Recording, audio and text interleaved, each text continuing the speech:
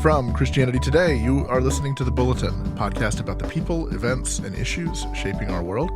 I'm Mike Cosper. I am joined again today by Russell Moore and Nicole Martin. Today on our show, the Pope approves blessings for same-sex couples, the Colorado Supreme Court kicks Trump off the ballot, and Brian Houston, former pastor of Hillsong in Australia, announces his comeback in 2024. Stay with us.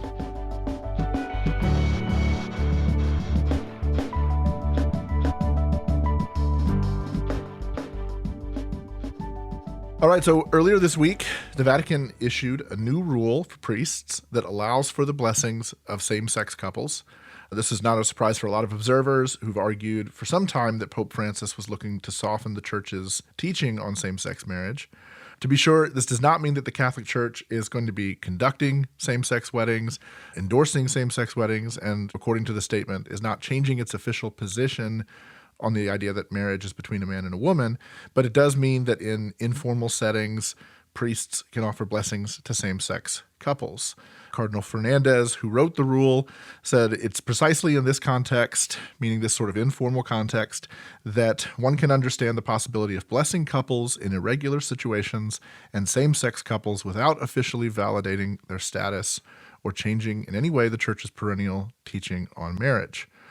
Russell, what do you make of this rule and the reaction that we're seeing from the Catholic Church, from priests around the world and commentators around the world about it? Somewhere from the grave, Henry VIII is saying, now you decide to relax the blessing of irregular couples. I think that part of the problem with this, and Russ Stout that wrote about this earlier this week, is that there's a confusion, but it seems to be an intentional ambiguity that's a pattern that keeps coming here. And I've defended Pope Francis before, including to Ross, for years, but this doesn't make sense to me really at all, because obviously they're not changing their view on marriage. They're not performing same-sex marriage unions, but they are going to be allowing blessings of same-sex unions. And the argument that's being used is to say, but this is just a way of saying these are people who want to get closer to God. I understand that. I understand that Pope Francis is making a big emphasis on accommodation, on meeting people where they are and moving them along. That would make sense if it came to blessing individuals involved. But blessing the union itself, while at the same time saying that the activity is sinful, doesn't make sense to me. And I think one of the things that's really disturbing to a lot of Catholics, wherever they stand on these issues, is it looks to me as a lifelong Baptist, what we would do when we're putting something off on a committee because we don't want to deal with it right now. Somebody keeps bringing resolutions against Freemasons. Nobody really wants to take up the issue of Masonry because that tends to bring out the kooks.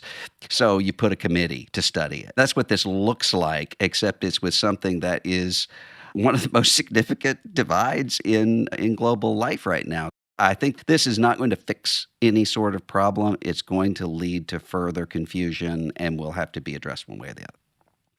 Yeah, I definitely agree that there is an intentional ambiguity that's a little bothersome about this. As we've been seeing on social media, when a priest comes out and says, I was proud to bless the union of Bill and Bob, there is an implication that this marriage is a sacrament and is therefore blessed. So the general public is not thinking about the nuance of blessing so that all people can experience communion versus blessing as in we will marry you. All they see is this kind of general glide path to blessing. The other challenge that I'm having is we have opened the door to blessing same-sex unions in Catholic churches, but we still have not made any moves about women in Catholic churches.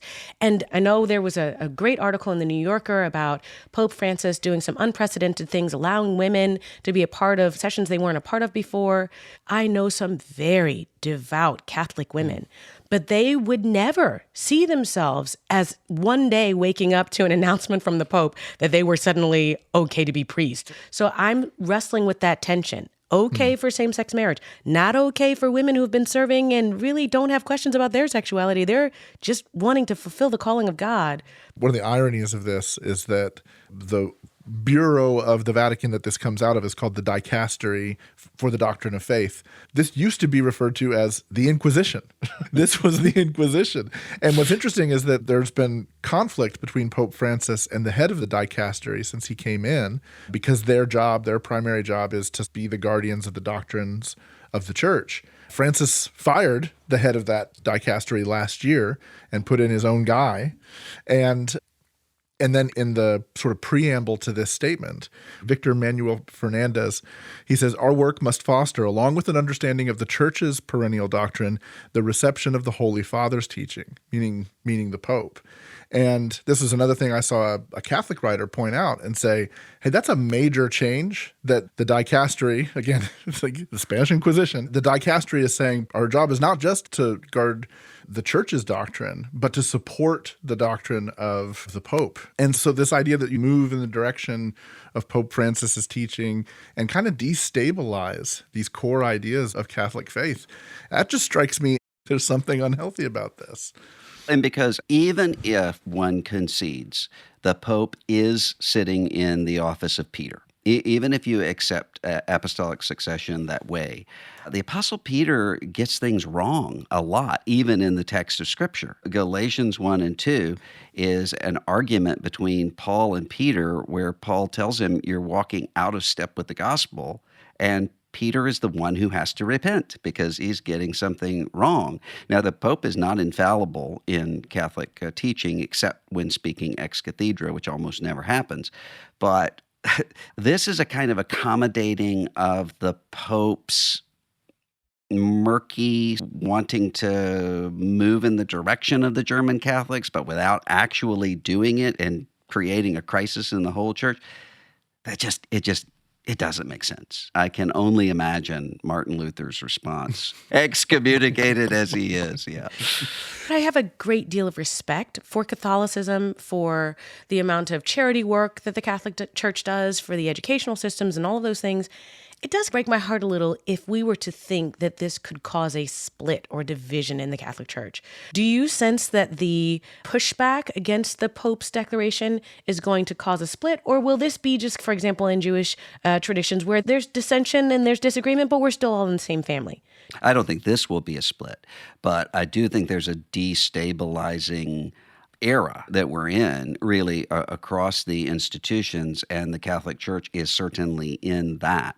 So I think you take this with the questions of the synod the process, you take that with the questions of communion for divorced and remarried people, the pressures that are coming from the Germans, and also the fact that if you look at where the liberalizing forces are pushing hard in the Catholic Church tend to be the places that are in the most decline in terms of Catholic Church attendance. That's the most cynical reading of why Germany is wanting to move in such liberalizing directions when it comes to marriage, with divorce, remarriage, with this, with all of it, is because the government funds churches in Germany on the basis of how many members you have. And so that's the most cynical reading here. But the places where the church is actually growing and thriving tend to be the most orthodox. And if you think about it, it makes sense, because one of the reasons why people choose to either be or to remain Catholic is to say we have a 2,000-year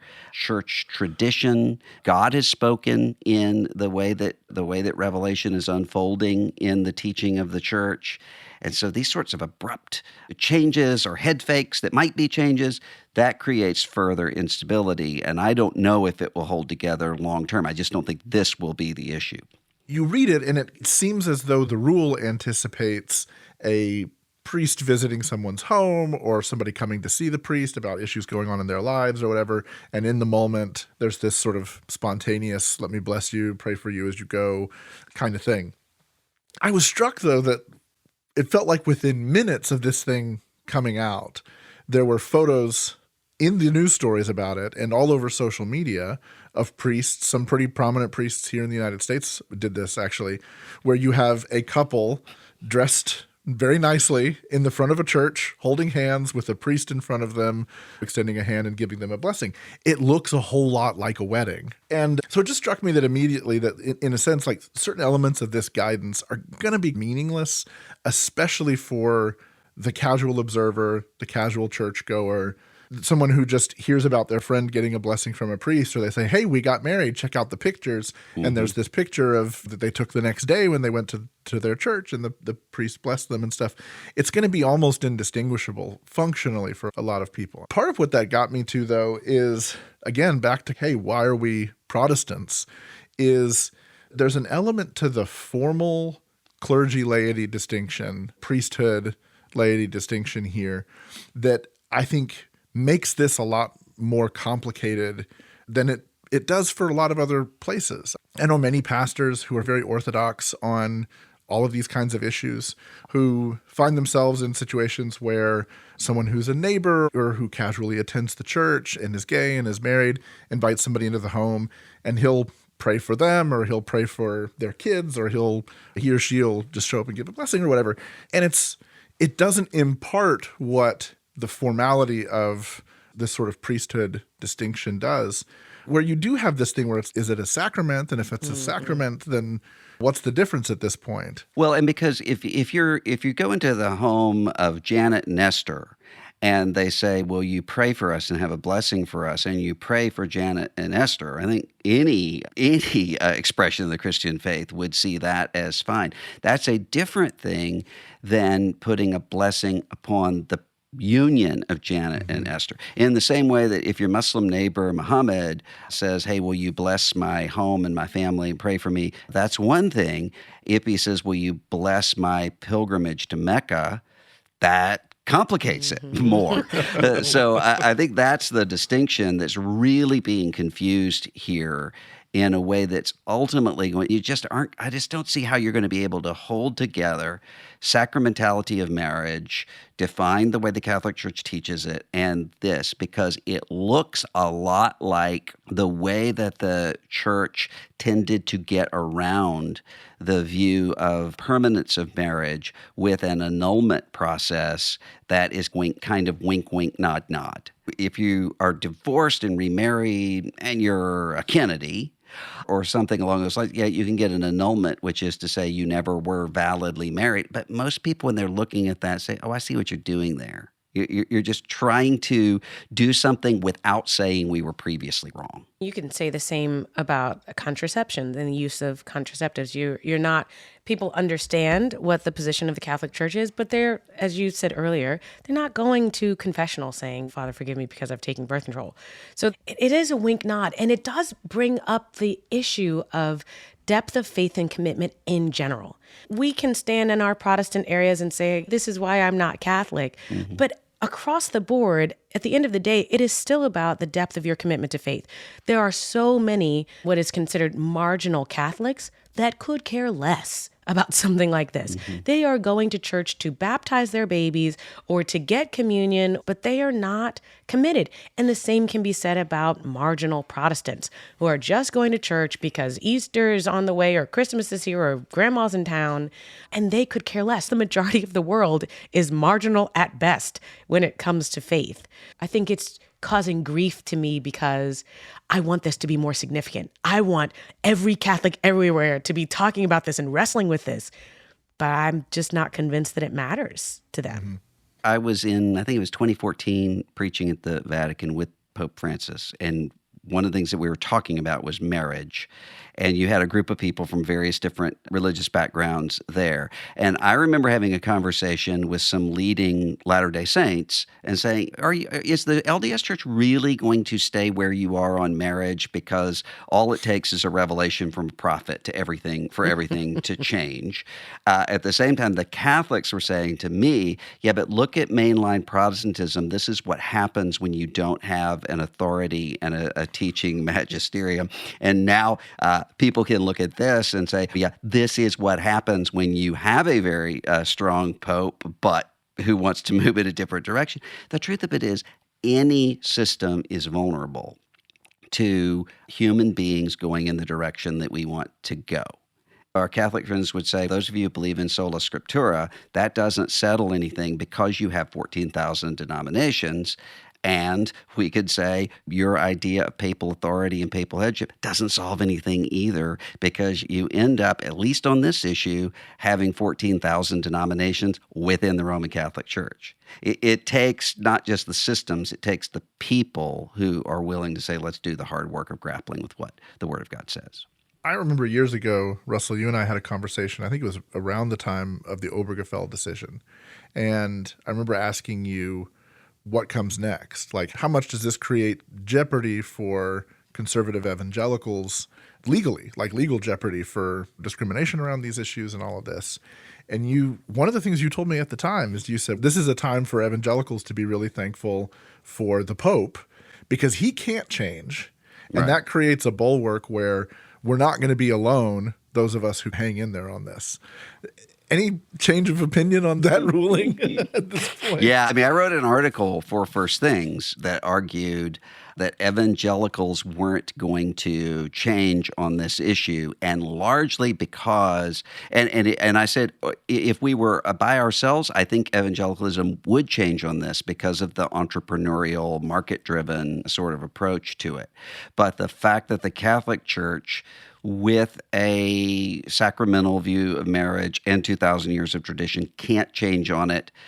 You can't sneak your way into it. You have to intentionally say we're moving in this direction. What I don't think I counted on at the time was just how active the Protestant principle is within the Roman Catholic Church. I knew that was the case at the grassroots, but how much the Protestant principle was at work in the actual hierarchy. And that's where the tension is. And so I don't know what's going to happen. And I don't think that anytime in our lifetime will you be seeing same-sex marriages happening at your local Catholic diocese. But I do think what you're going to start to see is my mom and dad. My mom was Catholic, my dad was Baptist. When they were married, it was a big deal to work that through on her side, marrying a Protestant, especially marrying a Protestant who insisted we're raising our children Protestant. That was a big deal. It wouldn't be a big deal in almost any place now. And I think that might be the cultural direction, but without the actual teaching changing. Inside the Catholic Church, is there a chance the pendulum swings the other way again with the next pope? If you look at what the College of Cardinals looks like now, it's like the Supreme Court changing. You have such a large number of cardinals who are appointed by Pope Francis. And it seems to me, and I may be wrong, but it seems to me that Pope Francis is intentionally choosing people, and we've seen this even in some of the moves that he has made around the world, intentionally choosing people who are in line with his sort of reformist direction. So I would be really surprised if the pendulum swung really dramatically next time around.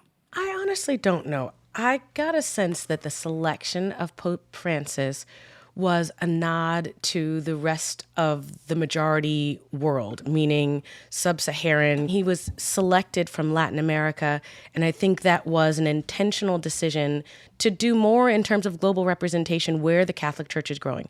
If this trend continues, and if the selection of the next pope comes from some of these sub-Saharan areas, I do think they're a bit more conservative than we are, certainly more conservative than Westerners. I think a pope from that region, even an Indian pope, would be far more conservative just in terms of faith and culture than someone else from a Western society. All right, also this week, just in time for your festive holiday gatherings with extended family, the Colorado Supreme Court. Sorry, yes, you can pick up the sarcasm already. The Colorado Supreme Court, based on a provision of the 14th Amendment adopted after the Civil War, which bars people who have engaged in insurrection from holding office, has removed Trump from the ballot in the state of Colorado. Cue all the to-be-expected reactions on right and left. Great celebration on the left and great consternation on the right. Russell, very respected legal scholars floated this idea. What do you make of this?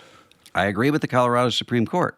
I don't know what's going to happen in terms of the actual legal process. I doubt that the Supreme Court is going to uphold this, but probably because what they're going to do is to pair this decision with the question of presidential immunity and rule for Trump in this one and against him on the other. That would be my guess, just given the makeup of the court. But I agree with Jonathan Last, who pointed out this week the reaction of in almost every action of accountability when it comes to Donald Trump is hand-wringing over we can't do this because it's going to empower him. And when it comes to these issues of constitutional interpretation, the issue is not whether it empowers him or disempowers him. It's whether this is right. And unleashing a violent mob on the United States Capitol to stop a constitutional transfer of power is, it seems to me, clearly out of line with the 14th Amendment.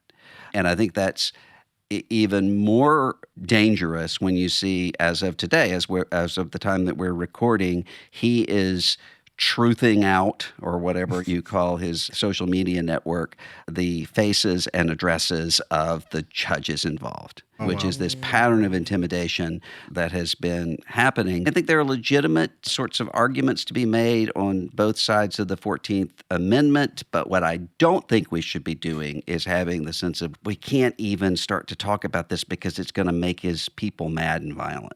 We've done that at every step of the way, and I don't think we can do it anymore. My initial reaction was, oh my gosh, this is going to cause so many problems. What we saw from all that happened in New York is even when he is caught doing something wrong and convicted of a crime, it's almost like it doesn't affect him. But I do applaud Colorado for making this decision.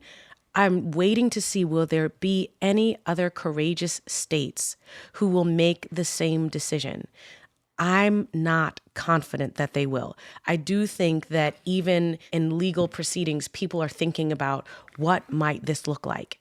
And we're getting close to January 6th. I was in the grocery store the other day with people talking about making it a holiday. My first thought was, oh my God, am I safe here?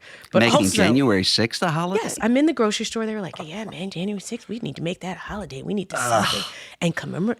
This is in the grocery store. If we make it Capitol Policeman's Appreciation Day, I'm with you. How about that? Is it? So worst fears played out. Worst fears played out. There's some secret underground movement to say we don't need the Electoral College to make Donald Trump president. We don't even need any of the U.S. government to have our own leader or our own dictator. We will come around and we will make this happen. This worst fear. Now, it doesn't have any merit because we've got enough checks and balances in our justice system, prayerfully, to be able to counter something like that. But worst fears played out. Is this building that secret underground lull? And now we thought they were scared by January 6th. Wait until we do what's next. I'm directionally with you in terms of my record on what I think of Donald Trump is pretty clear, I think, at this point. But here's where you lose me. Because my problem with this ruling is, in principle, if you say to me this, anybody who called for or led an insurrection against the United States should be disqualified from office. Mm-hmm. I can stand up and applaud and say amen to that. That should just be a common sense thing that any voter should be able to make that decision. Where it gets tricky to me is if you put that into law, then all of a sudden, like anything else in the law, all those terms have to then be defined in all these different ways. And the problem to me is, for instance, if the January 6th Jack Smith trial were already done and Trump were convicted, then to me this ruling would also make perfect sense. What we're dealing with, though, I feel, and the reason there's question around this, the reason it's ambiguous and goofy to me, is that we're still dealing with the downstream consequences of what I would say is the original sin of the post-Trump presidency, which was when Mitch McConnell got up in front of the Senate and said, yeah, this was awful, yeah, this was inexcusable, but we're going to let the legal system handle this from here, and we're not going to impeach. Had they convicted him in the Senate and kicked him out of office and barred him from office, this would all be over. And I don't believe, though there are a lot of people who would argue with me on this point. I'll put it positively. I think that if Mitch McConnell had wanted to make that decision and wanted to push in that direction, he could have gotten it through. He could have gotten the votes. They could have impeached him. But I think he genuinely thought, for the sake of our coalition, we're gonna soft pedal this, and just Trump's gonna ride off into the sunset. He didn't predict what would have happened. To me, that's the original sin of the era. And because of that, what it does is it means he wasn't convicted and kicked out of office. And so the idea that you're saying he's guilty of insurrection, to me, the easiest defense for the Trump lawyers, and the reason why I tend to agree with the evaluations of this that I've seen that say this thing's going to be bounced out of the Supreme Court 9-0 faster than you could even see, is because there's nothing on the record at this point. There's nothing that says he is guilty of having done these things, caused insurrection, blah, blah, blah, blah, blah. And again, it all goes back to post-January 6th, when there was this moment where they said, we're not going to hold him accountable for this. Yeah, but there's not been a civil proceeding ruling that Pope Francis is not an American citizen. If he runs for president this year, he's still constitutionally disqualified. That's the role of the courts, is to look at this and to say, the Constitution says a natural-born citizen.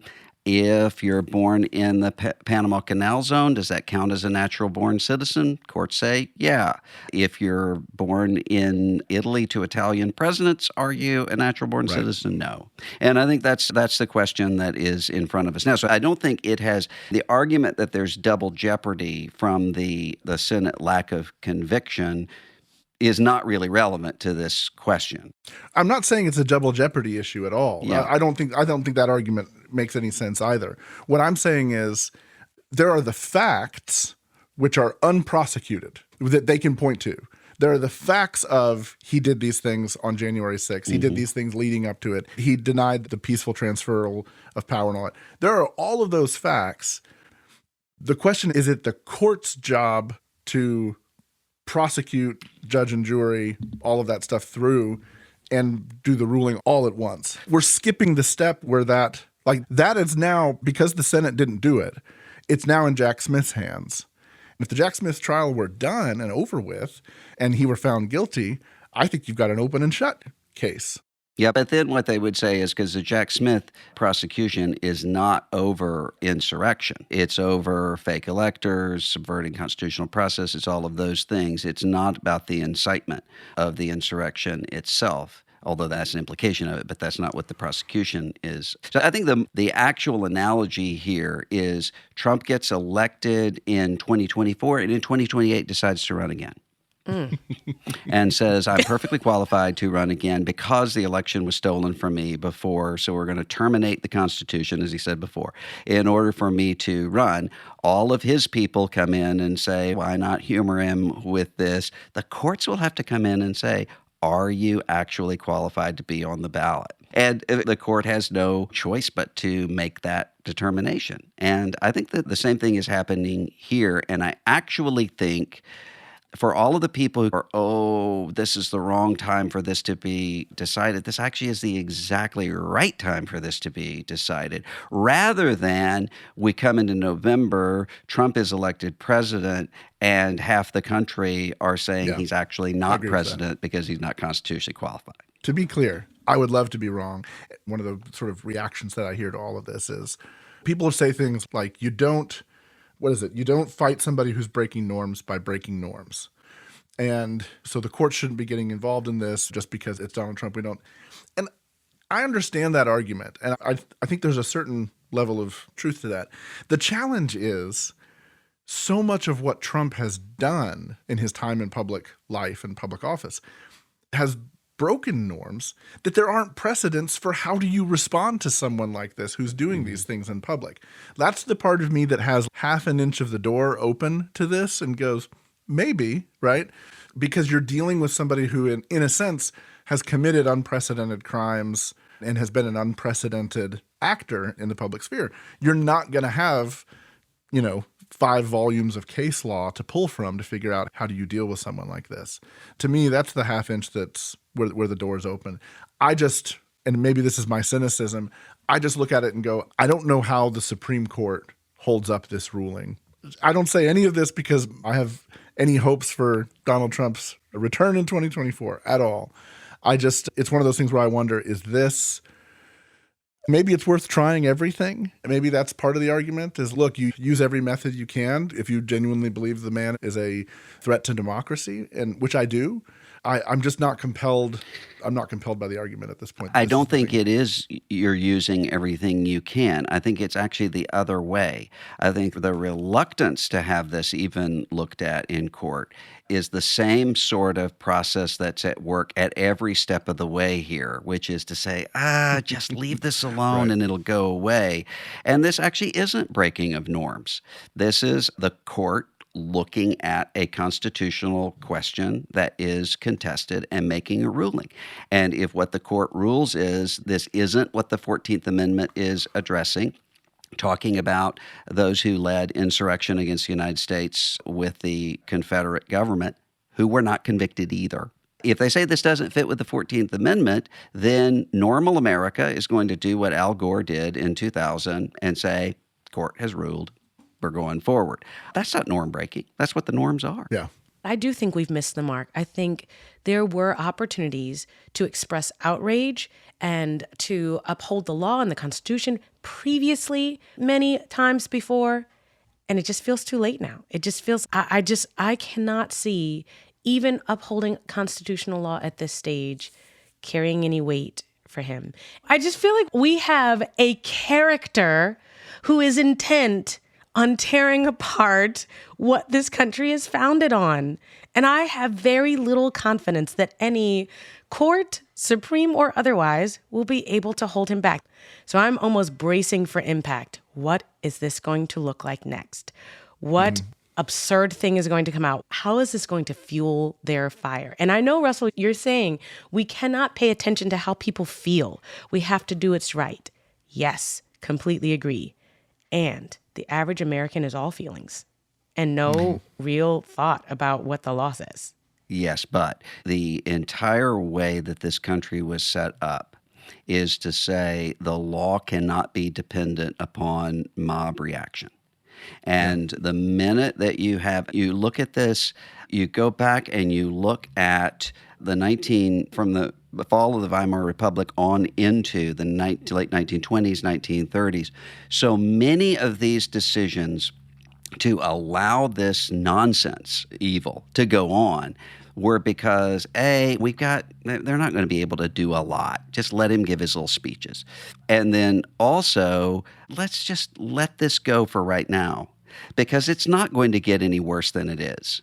And then it is, and the time that it is, then you say, yeah, but let's just let this go because it's not going to be any worse than the next thing.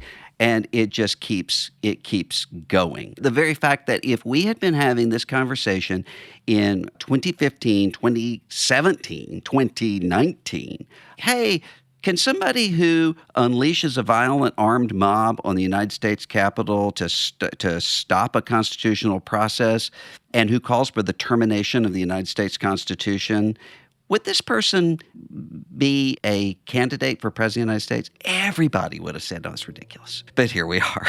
The moment I saw this news, what I actually thought was, there goes my Nikki Haley theory. Because by virtue of everything that's happened, every time something goes against him in the courts in the past, every time he's indicted, his support hardens. We'll see how the public responds. So, all right, we'll be right back.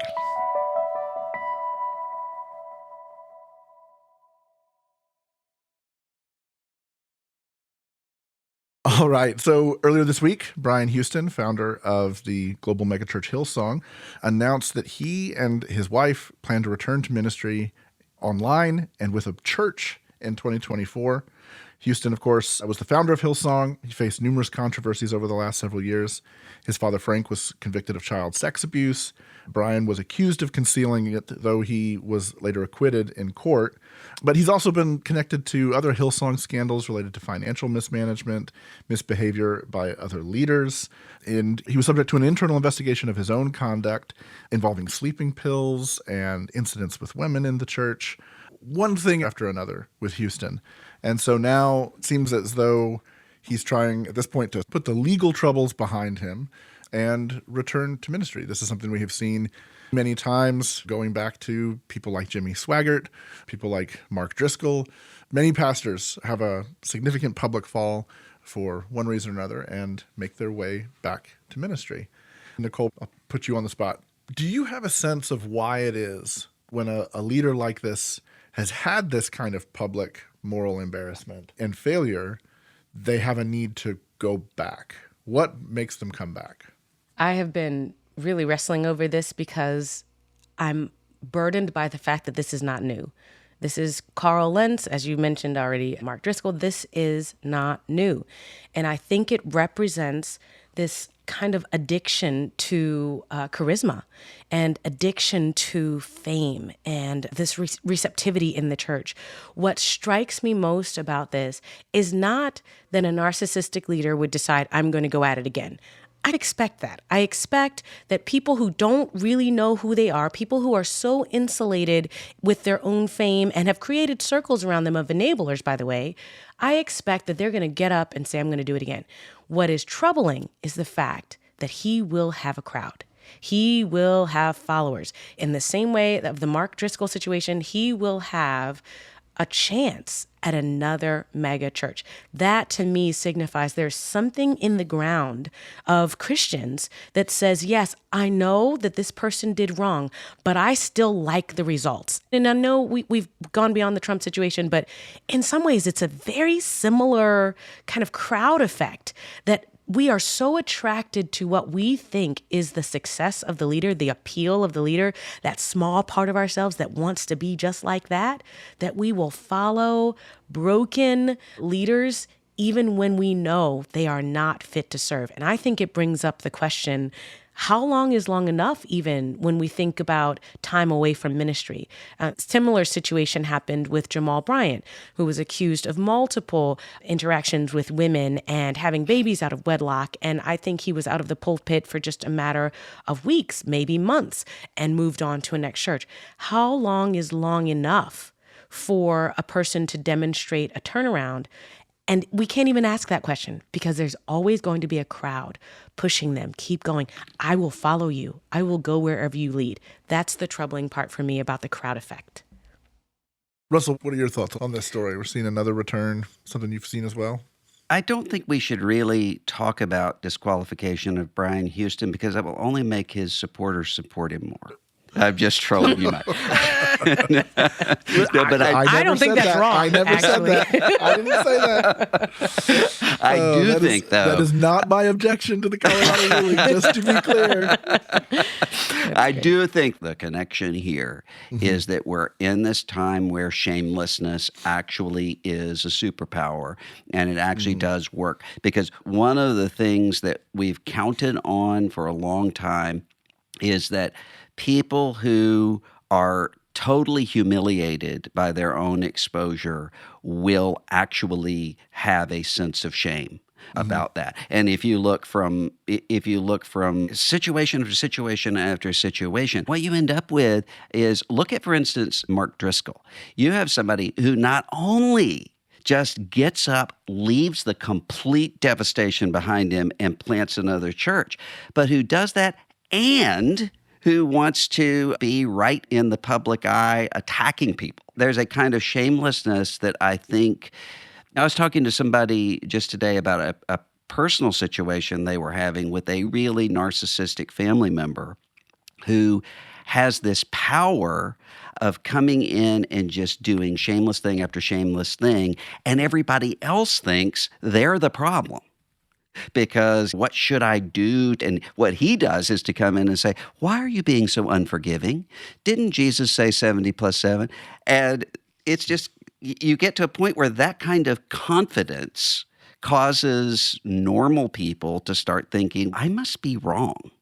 And I think that they're just using that to just plow right through with this. And until people get to the point where they will say, no, we're not going to tolerate this, we keep having it. Yeah, I think, too, you add to that this lack of expectation we actually have because we've seen so much. I think there's this really dark Darwinian view of Christian ministry that says, really, you can't expect anything other than this. You're always going to have, when this kind of, everybody's a sinner, including ministry leaders, people are going to sin, and there are all kinds of things one can be restored for. But a pattern of using one's ministry authority to abuse power, which is the case here and in all these other situations that we're talking about, I think is permanently 1 Timothy 3 disqualifying. I've listened to some people who are following people like Brian Houston, and their sentiment is, I'm a sinner too. So when they see what they believe is this confidence of walking in forgiveness and walking in redemption, and they think this is the gospel because we are forgiven and we are redeemed, there's a part of them that feels absolved. If Brian Houston, and I follow him, if he's the one and he's my pastor, then anything I say and do is also forgiven and absolved. And it starts to have a ripple effect for what it means to be Christian, what it means to confess sin, what it means to actually repent, which I think is something we've lost entirely. What does repentance look like? And I was really thinking, when was the last time I saw true repentance in leadership? I couldn't think of one. I couldn't think of an example. The story I always think of when someone asks that question is the Profumo affair, which is a story that took place in England in the 1960s. This guy, John Profumo, he was a parliamentarian. He was a member of the aristocracy, and he was having an affair with a very young girl. I want to say she was like 18, 19 years old, who was also having an affair with quite a few other British higher-ups and was a Russian agent. And the whole thing was exposed publicly. He was humiliated. He was run out of office. It was an incredibly sad and disgusting story. And Profumo's response, he apologized. He made a very sincere public apology and basically went to work a couple of years afterwards, went to work volunteering for an organization called Toynbee Hall, which was like a poorhouse, basically, working with the poor and the homeless and all of that, and devoted the rest of his life every day, got on the bus and went and served at Toynbee Hall.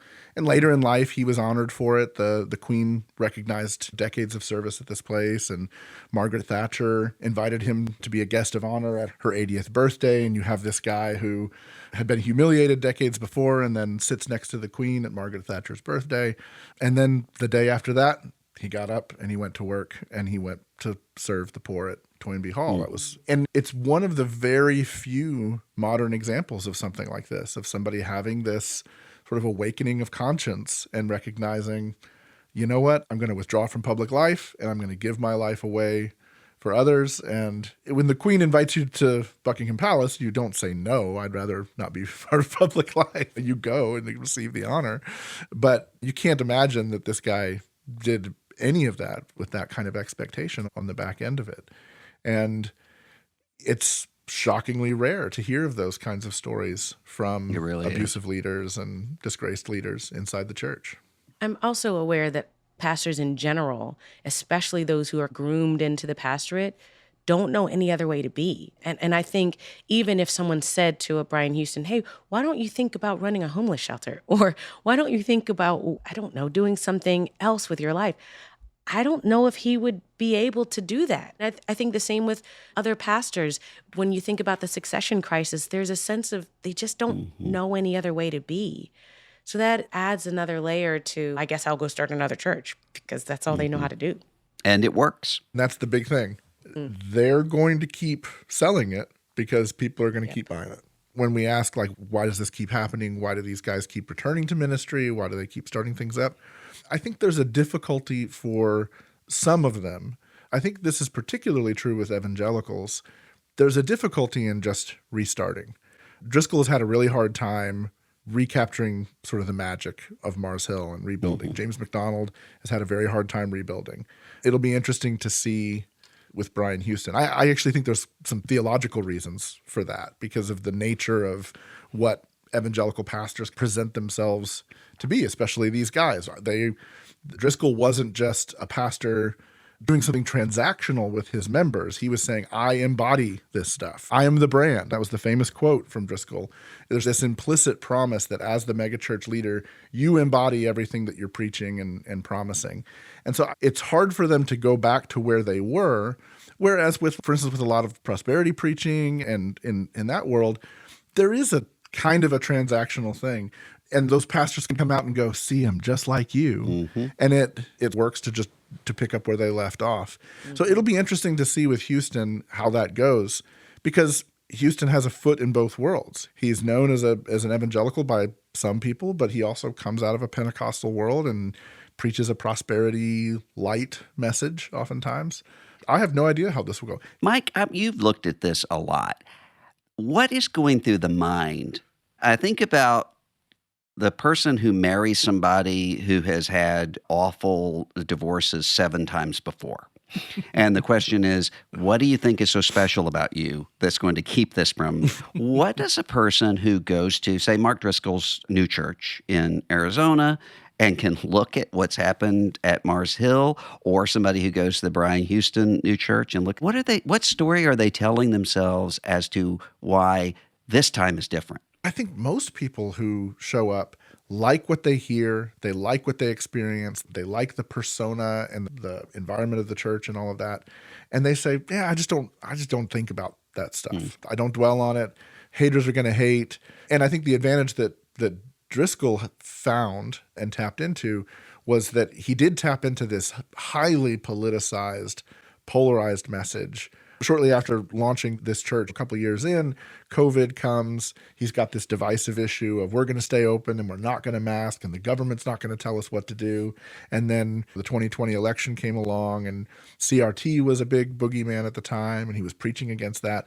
And so he found these wedge issues and that gave his people who wanted to stay with him the ability to say, oh, the people that are attacking him now, it's a bunch of Seattle liberals that they want to wear masks and vote for Joe Biden. So, of course, they hate Mark Driscoll. And I think that's a lot of it. People certainly find some reason to dismiss the story altogether. That's a good point. Yeah.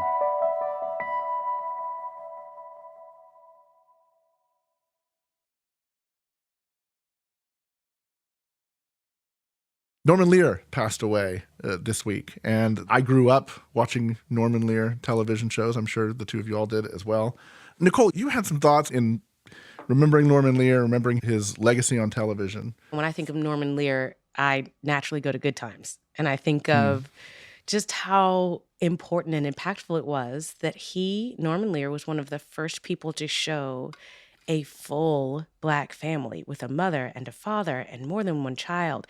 And yes, they were living in the projects, and yes, they went through difficulties, which I think were demonstrated in really amazing ways. I felt like this was a start. Now, it wasn't without flaws. It was not without controversy. The fact that he could create an entire show on the realism of the Black family without one Black writer, without one Black advisor, is the reason why, arguably, some say that Esther Roll and John Amos left, because they couldn't take this stereotype, this constant playing of JJ's Dynamite. They were so exhausted of that, and the fact that there wasn't enough room for their own voices to display their own reality of the Black family that they left. But I still think you cannot have a Cosby Show without Good Times. Today, I don't think we would start any show about some particular demographic without that demographic in the room. But I think it's pretty amazing that he was able to do that and that he thought to do that in the 70s. Yeah, the story I always love about Norman Lear is with the whole sort of backstory to All in the Family and the creation of Archie Bunker, this notoriously bigoted and toxic figure. And what's funny is you mention Archie Bunker and everybody smiles and everybody laughs. And to me, Archie Bunker kind of embodies what was brilliant about Lear, almost accidentally brilliant about Lear. Lear was a very left-wing guy, and he really created that show with Archie Bunker as the villain and the other characters being the enlightened liberals around him that had to put up with Archie's nonsense. But because he was a good writer, because he was a good artist, he humanized Archie Bunker, and everybody who watched that show knew that guy. Like I could tell you in my life who the Archie Bunker was in my life, who I roll my eyes at and he drives me insane, but I also love that person. And it made Archie Bunker one of the most popular characters in all of television. And again, there's so many other stories down the line where you get these sort of almost holy fool kind of figures who are deeply familiar. And I think that was the brilliance of Lear. He knew how to bring you into the homes of families and real stories, these flawed figures that you recognized. You saw yourself in them and you saw people you loved in them. I think he gave us the best television theme songs Yes. in all of so history. true. All in the Family, Good Times, The Jeffersons, Different Strokes, Facts of Life. These are really good theme songs. The negative part is that for all of that you're talking about, the humanity that he brought in terms of the writing, which is where it was at its best. I still think of, and I haven't seen this since I was a little kid, but when Edith died and Archie finds her slipper under the bed, it's just such a powerful human, just stays with you. Where it was awful is where he became the preachiest. The Maud episode where she gets pregnant late in her 40s and has an abortion, those sorts of episodes that he would write had the feeling of, and now a very special episode of, with giving you the talking points, and it just didn't work. Yeah, absolutely. Yeah. He played the characters so much to the extremes. There were certain times where you're just like, really? Okay, we got it. We got your message. But it was family dynamics. I loved the drawing out of family dynamics. And I was fast forwarding to today with YouTube and Netflix. We just don't, the dysfunctions that are played out today are so just crazy that we don't have that quote unquote normalized family dysfunction that Lear was able to produce, which is delightful and sad. He's from an era when there were 3 networks. Yeah. And everyone sat around and watched. Yeah, everyone sat around and watched. And again, the brilliance of the writing was that you might not identify with these people or the ideas that they have or the worlds that they lived in, but he drew you in with humor and humanity. And do yourselves a favor over Christmas break here. Find an old Dorman Lear sitcom and watch a few episodes. You'll be glad you did. Or just listen to the theme song. Or just listen to the theme song. And if I were in charge here at the Bulletin, we would be going out with Moving On Up from the Jeffersons. Oh, yes, to the east side. Copyright restrictions being what they are. We'll see you next week. Thanks for listening. Merry Christmas. The Bulletin is a production of Christianity Today. It's executive produced by Eric Petrick and Mike Cosper. It's produced by Clarissa Mall and Matt Stevens. Post-production by TJ Hester. Our art for this episode is by Rick Shooks. Music by Dan Phelps. And social media by Kate Lucky. Thanks for listening.